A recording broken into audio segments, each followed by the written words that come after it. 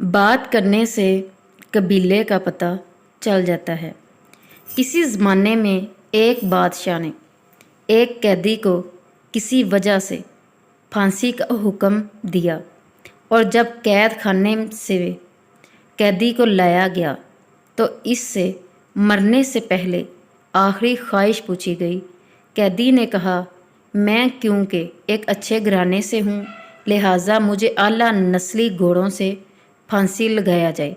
इस ज़माने में फांसी के तख्त पर चढ़ाकर घोड़ों से बांधकर घोड़ों को दुराया जाता था। इस तरह फांसी की सज़ा होती थी।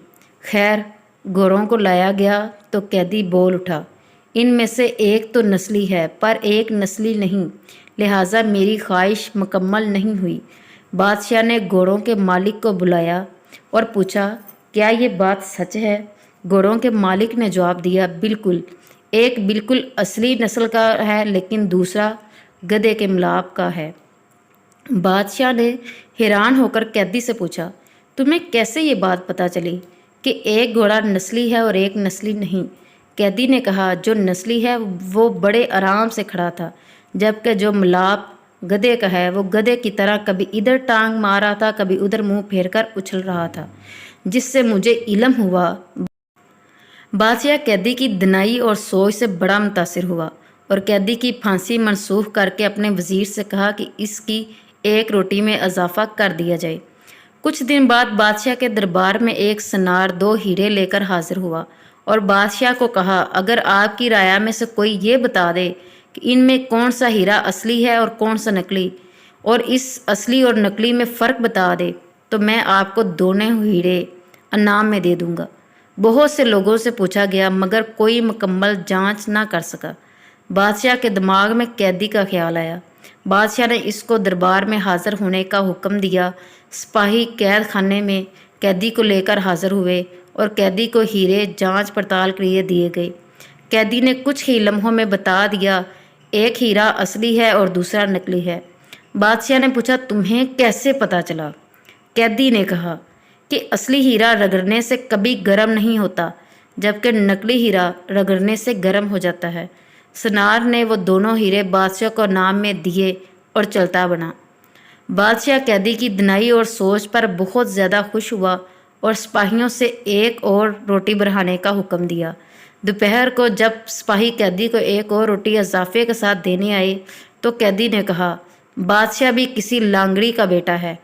सिपाहियों ने कैदी की ये बात बादशाह तक पहुंचा दी।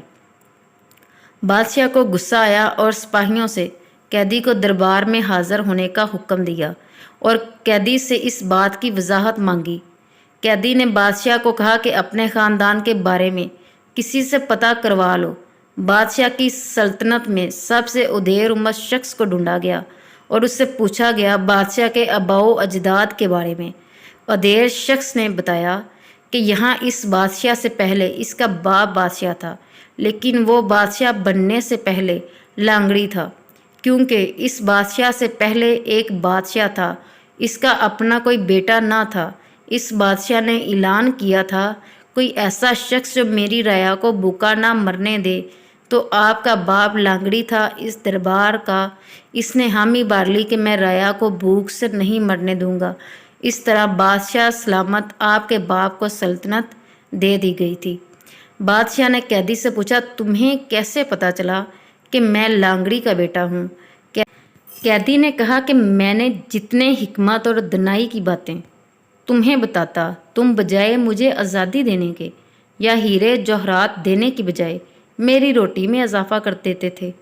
अगर तुम्हारी जगह पर कोई और ख़ानदानी शख्स होता, वो मुझे ज़रूर कोई हीरे जवाहरात देता और मुझे कैद खाने से रहा करता, लेकिन तेरी हरकतें तेरी नस्ल का पता बताती हैं। सदेबाब, इंसान अपनी शोहरत पैसे शक्ल से नहीं बल्कि अपनी हरकतों से अपनी नस्ल का पता बताता है। Please like and subscribe this channel. Thanks for watching.